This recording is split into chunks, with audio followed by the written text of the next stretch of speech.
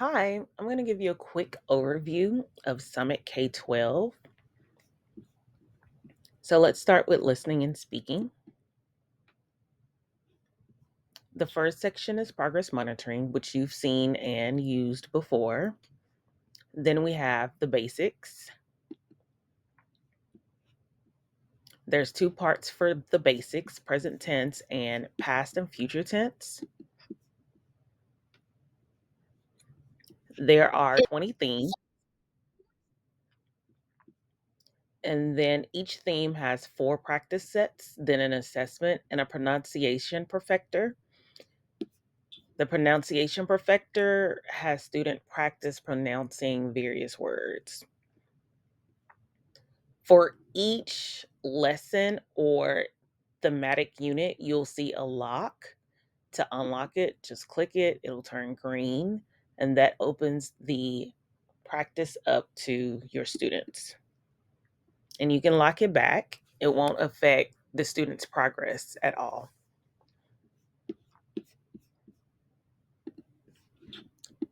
The basics is for students at the beginning, intermediate, and advanced proficiency levels.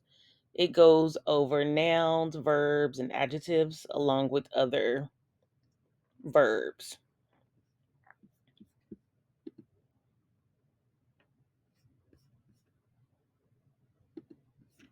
Past and future tense is similar, it's the same concept. It has the two different practices, the assessment, and then the pronunciation perfector along with the locks. The next part is the differentiated practice, and it's called differentiated because it has the language levels on there: beginning, intermediate, advanced, and advanced high. And it has two types of questions for each. So, two beginning questions, two intermediate questions, two advanced, and two advanced high.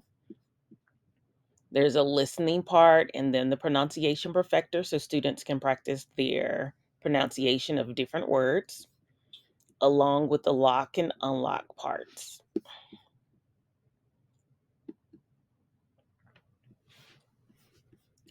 Telpass readiness is more similar to Telpass. The other ones are very similar, but this gives a broader practice. It has every type of question that students can see on Telpass for listening, and the same for speaking.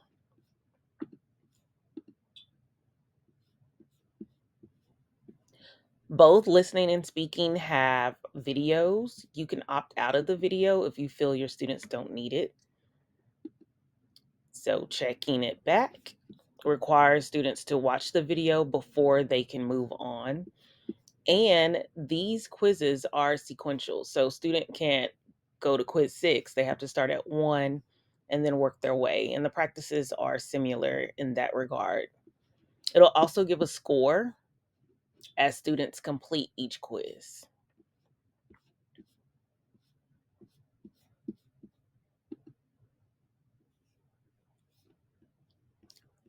Another good component is the teacher's guide for listening and speaking. It has an overview, and the overviews give step by step directions of how to access different parts. And it has visuals, so you can follow the arrows.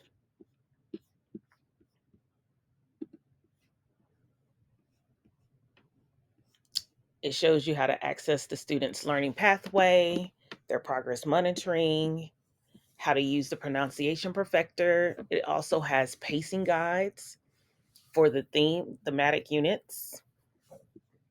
And then you, as you can see, tell teacher orientation, student orientation. You can use this part with your students to explain how Summit K12 works, to walk them through the program, so to speak. Graphic organizers, rubrics, so many resources.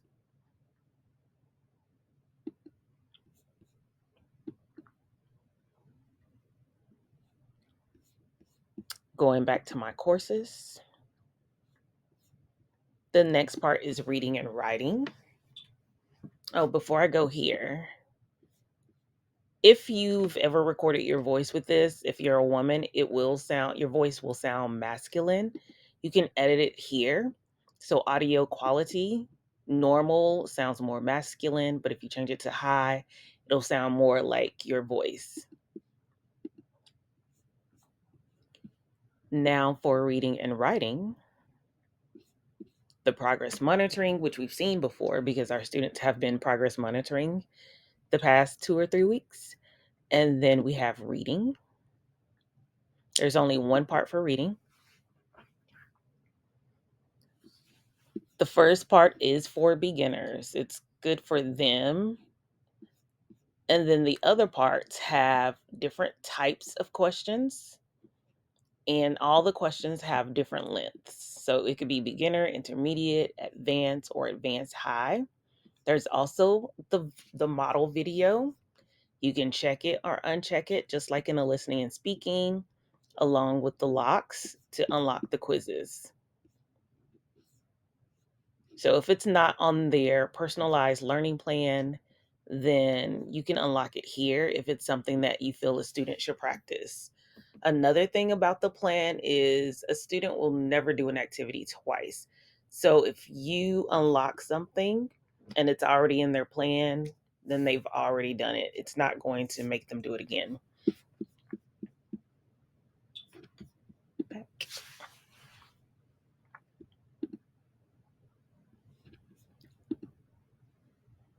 Writing has 4 parts.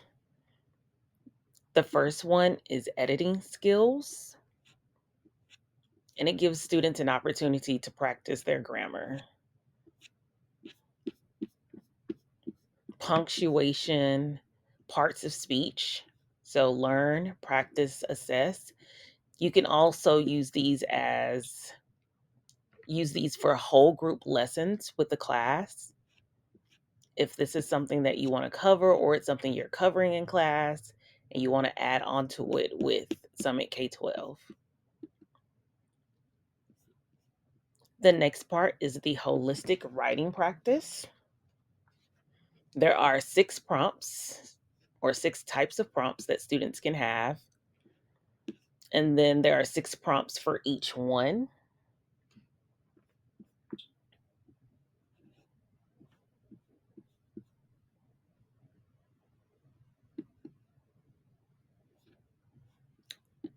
Let me add one more thing I forgot to mention.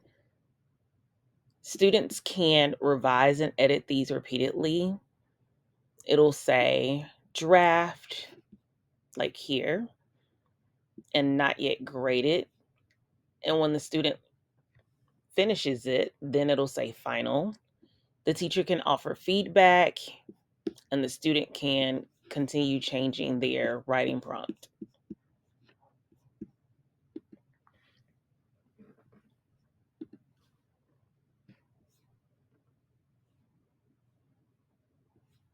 The next part is writing readiness. This is more like TELPAS, just like the reading readiness.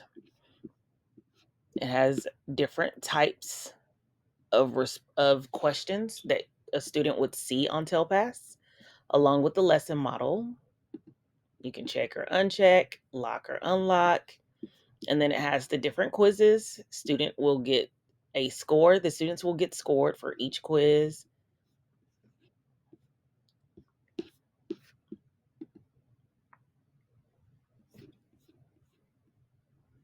The last part, differentiated writing practice. The differentiated writing practice is similar to differentiated listening and speaking practices. It's based on the TELPAS score, beginner, intermediate, advanced, or advanced high. And students can practice those based on their language level. It also comes with a video that students can watch before doing the writing activities.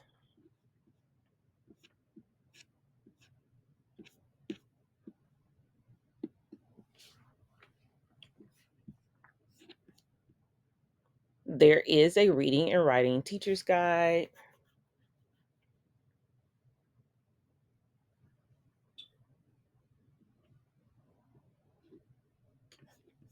It has different things, the reading and writing overview, the TEKS alignment, the pacing guides.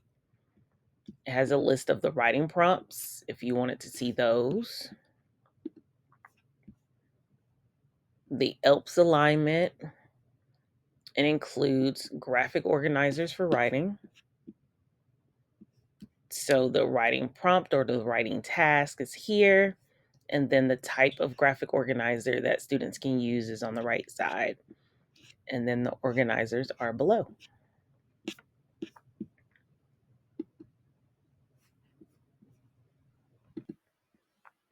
Now that we kind of took a quick look at the teacher's guide, let's go back to my courses and take a look at ELPS Mastery. ELPS Mastery helps students master the ELPS.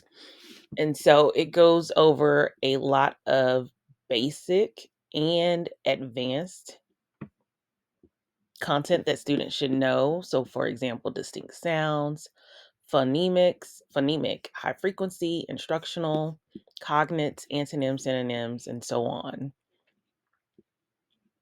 It also has a guide, and the guide goes over each module. And so these are activities that are also great to do whole group or small group in class. Academic words is cross curricular.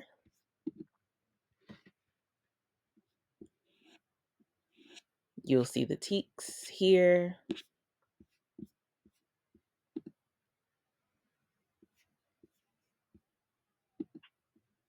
And the way it works is it's fill in the blank. If you get it wrong, it'll flip to the back with the word and the definition. And even if you get it right, which let's see if I can get this right. The net mass of an atom is the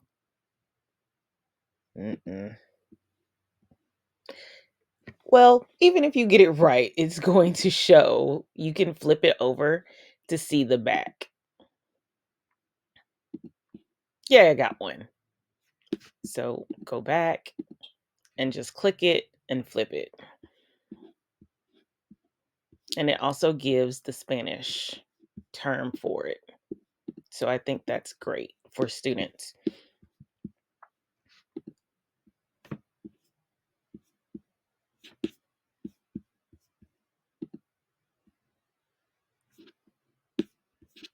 Back one more time.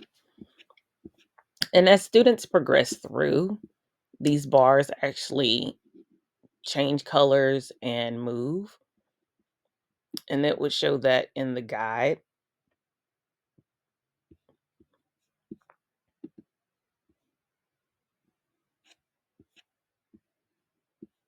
So you can see a student's score as they progress through the activities.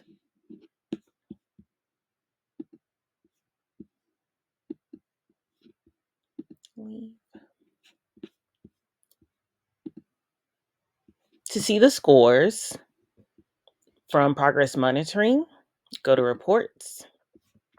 You can select listening, speaking progress or reading, writing progress. It works the same way.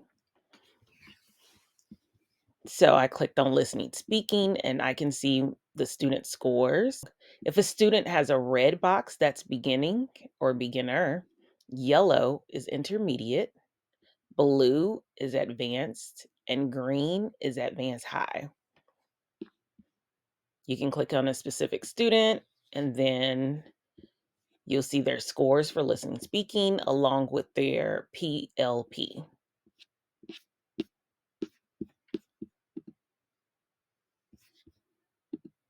And it would do the same for reading and writing.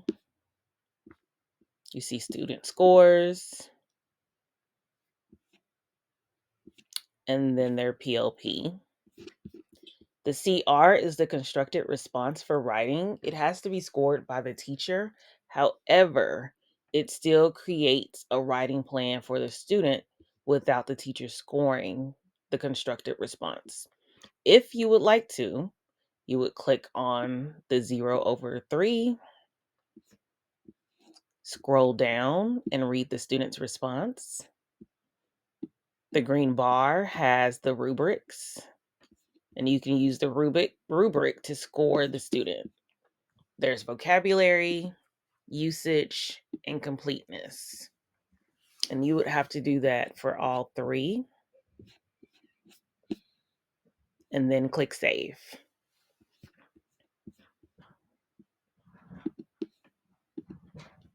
If you have any questions or concerns, let me know, but that is all for now. Thanks.